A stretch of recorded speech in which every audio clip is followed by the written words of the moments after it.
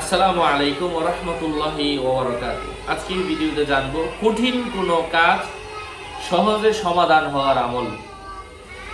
আল্লাহ পাকের বিশেষ গুণবাচক নামের মাধ্যমে আলোচনা বুঝতে সাথেই থাকবেন। যারা এখনো চ্যানেলটি সাবস্ক্রাইব করেননি সাবস্ক্রাইব করতে ভুলবেন না। ভেরিফাই চ্যানেলের ডেসক্রিপশন বক্সে ক্লিক করলে আমার পেজ এবং আইডি আসবে।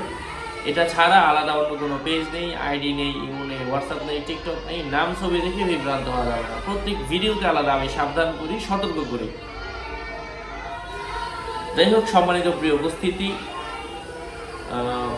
যেহেতু আমার মাদ্রাসা আছে এই জন্য হয়তো ভিডিওতে আপনারা নয়েজ শুনতে পাচ্ছেন। এখন তাদের ক্লাস চলছে, আমি আমার ক্লাস শেষ করে ফাঁকে ফাঁকে কিছু কন্টেন্ট তৈরি করি। যাই হোক, যে কোনো কাজ গুরুত্বতার সাথে সহজে সমাধান হওয়ার জন্য শনিবারে ফজরের নামাজের পরে, অন্য কোনো বারে করলে হবে না, শনিবারে ফজরের নামাজের পরে আল্লাহ পাকের একটা গুণবাচক নাম, এটা 360 বার, 360 360 বার আপনি যদি পাঠ করেন এবং এটা পাঠ করার পরে আপনি আপনার স্বীয় উদ্দেশ্য পূরণের জন্য আল্লাহ পাকের কাছে হাত তুলে দোয়া করেন এবং